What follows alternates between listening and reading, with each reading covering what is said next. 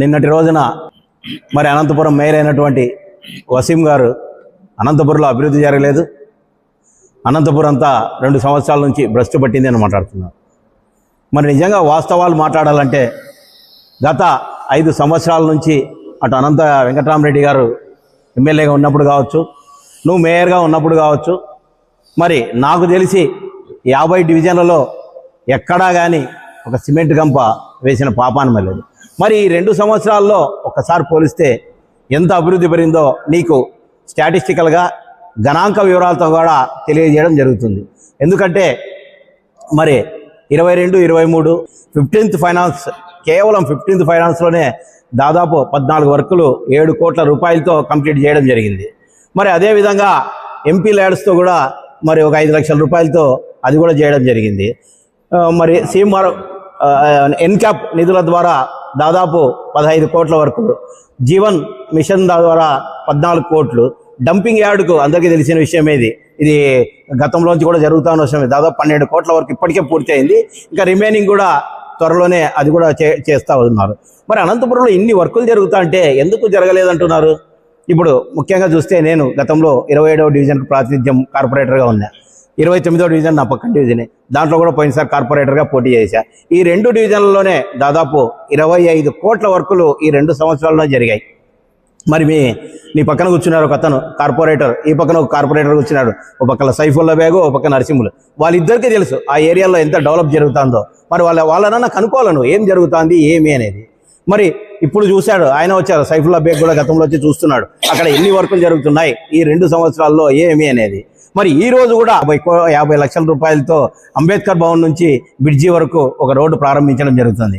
ఆ సైడు మరి అంబేద్కర్ భవన్ వెనక సైడ్ కూడా ఇంకో రోడ్డును కూడా 8 లక్షల రూపాయలతో ఈరోజు ప్రారంభించడం జరిగింది. ఈ విధంగా పోలిస్తే అనంతపురంలో శరవేగంతో 50 డివిజన్లలో కూడా జనరల్ ఫండ్ కింద దాదాపు 133 కోట్ల రూపాయలతో ఈరోజు 130 అనేక రకాల పనులు జరుగుతున్నాయి. మరి దాదాపు అనంతపురంలో ఈ రెండు సంవత్సరాల్లో 150 కోట్ల రూపాయల వర్కులు జరిగినాయి. దీంట్లో కొన్ని పెండింగ్ ఉన్నాయి, జరగవలసి ఉన్నాయి, ప్రాసెసింగ్లో ఉన్నాయి. ఈ విధంగా అనేక రూపాల్లో పనులు జరుగుతుంటే మీకు పని లేక నిరుద్యోగులు అయిపోతున్నాం. ఇంకా గత 15-20 రోజుల్లో మీ పదవులు పోతున్నాయని చెప్పేసి ఈ పదవుల కోసం తాపత్రయంతో మీరు అనేక విధాలుగా నోటికి ఎంత వస్తే అంత మాట్లాడడం సరైనది కాదు.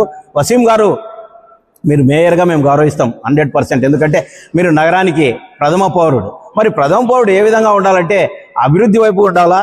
మరి అభివృద్ధి ఎవరైనా చూస్తా అంటే ఆ అభివృద్ధిని చూడాలా. ఏదైనా తప్పులు ఉంటే వెతి చూపండి, మీకు ఆ అధికారం ఉంది, మీకు ఆ బాధ్యత ఉంది. ఇంకా ఎట్లా ప్రతిపక్షంలో పోతారు కాబట్టి ఏదో అదే పని కాబట్టి మరి మీరు చెయ్యండి, మాకు సలహాలు ఇవ్వండి ఏం చేయాలా ఏమి అనేది.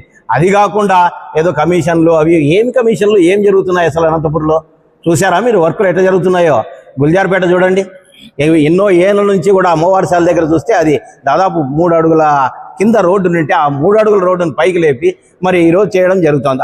ఆ కాలనీ వాసులంతా ఎంత హ్యాపీగా ఉన్నారు. ఇక ఇక్కడ పోతే హౌసింగ్ బోర్డులో మరి ఈరోజు దాన్ని రోజు పేపర్కి వేసేవాళ్ళు, దుమ్ము ధూళి అని. ఎందుకు అది అంటే దాని కంపాక్ట్ జరగాల. దాదాపు 2 అడుగులు హైట్ చేసి దాన్ని రోలింగ్ చేయడం జరిగింది. ఇది కంపాక్ట్ జరగాలి కాబట్టి ఇన్ని రోజులు గ్యాప్ చేసి నిన్న ఈ రోజులో మొత్తం సిమెంట్ రోడ్ అంతా పూర్తి అయ్యి ఈ అనంతపురంకి తలమానిక్గా తయారైంది. అదేవిధంగా శ్రీనగర్ కాలనీ చూసుకోండి, శ్రీనగర్ కాలనీలో ఈ రోడ్డును ఎంత డెవలప్ అయింది. ఇట్లా అనేక విధాలుగా అనంతపురం నలుమూలల అభివృద్ధి జరుగుతా అంటే అభివృద్ధి జరగలే మీరు అనడం ఎంతవరకు సమంజసం? మార్చి 18 మీ పదవీ కాలం ముగుస్తోంది. ఈ మార్చి 18 తర్వాత మీరు నిరుద్యోగులు అవుతున్నారు. మొత్తం అంతా కూడా రాజకీయ నిరుద్యోగులు అవుతున్నామనే భయంతో మీరు మళ్ళీ కూడా ఈ విధంగా అవాక్కులు చవాకులు పేలితే గతంలో మీ జగన్మోహన్ రెడ్డి గారు ఆ విధంగా పేరడం వల్ల 11 సీట్లకు పరిమితమయ్యారు. మీరు నెక్స్ట్గా ఖచ్చితంగా 0 సీట్లతో మీరు అనంతపురంలో మీరు ఒక్క కార్పొరేటర్ కూడా గెలవలేడని చెప్పి ఛాలెంజ్ చేస్తూ చెప్తున్నారు.